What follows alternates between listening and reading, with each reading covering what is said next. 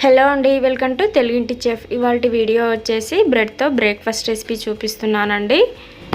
దీన్ని బ్రేక్ఫాస్ట్ కానీ కాకుండా ఈవినింగ్ స్నాక్ టైంలో కూడా చేసుకోవచ్చు. చాలా టేస్టీగా ఉంటుంది. ఒకసారి ఈ వీడియో చూసి మీరు కూడా ట్రై చేయండి. మరి బ్రెడ్తో ఈ రెసిపీని ఎలా ప్రిపేర్ చేసుకోవాలో చూసేయండి. ఇక్కడ ఒక మిక్సింగ్ బౌల్లో 1/2 కప్ వరకు శనగపిండిని తీసుకుంటున్నాను.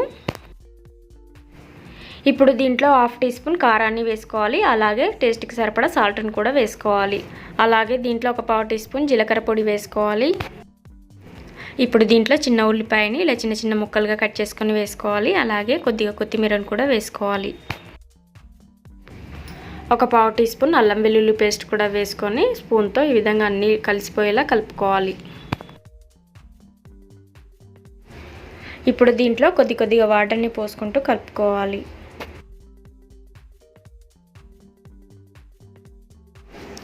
ఇలా వాటర్ని పోసుకుంటూ ఉండలు లేకుండా కలుపుకోవాలి. చూడండి, పిండి ఈ కన్సిస్టెన్సీలో ఉండే విధంగా మరీ పల్చగా కాకుండా చిక్కగా కాకుండా కలుపుకోవాలి.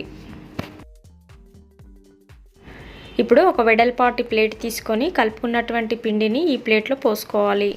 ఇప్పుడు ఒక బ్రెడ్ స్లైస్ని తీసుకొని ఈ పిండిపై పెట్టి ప్రెస్ చేయాలి. అలాగే దీనిపై భాగాన కూడా ఇలా స్పూన్తో బ్రెడ్ మొత్తానికి వేసుకోవాలి.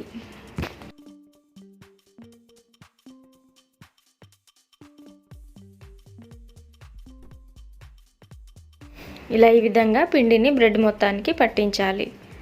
నెక్స్ట్ వచ్చేసి స్టవ్ పై ఒక ప్యాన్ పెట్టుకొని ఈ ప్యాన్లో 2 టేబుల్ స్పూన్ల ఆయిల్ని వేసుకోవాలి. ఆయిల్ కాస్త వేడయ్యాక ఈ బ్రెడ్ స్లైస్ని వేసుకొని మీడియం ఫ్లేమ్ మీద ఫ్రై చేసుకోవాలి. ఇప్పుడు మరోవైపు తిప్పుకొని ఫ్రై చేసుకోవాలి. రెడీ అయిపోయిందండి. ఇప్పుడు దీన్ని తీసేసుకొని ఒక టిష్యూ పేపర్లోకి వేసుకోవాలి. ఇదే మాదిరిగా మిగతా బ్రెడ్ స్లైస్ని కూడా ఫ్రై చేసుకోవాలి. మీకు ఎన్ని బ్రెడ్ స్లైసులు కావాలంటే అన్ని ఫ్రై చేసుకోవచ్చు. చూసారు కదా, ఈ రెసిపీని మీరు కూడా ఒకసారి ట్రై చేయండి. ఈ వీడియో కనుక మీకు నచ్చినట్లయితే తప్పకుండా లైక్ చేసి, షేర్ చేసి, సబ్స్క్రైబ్ చేసుకోండి.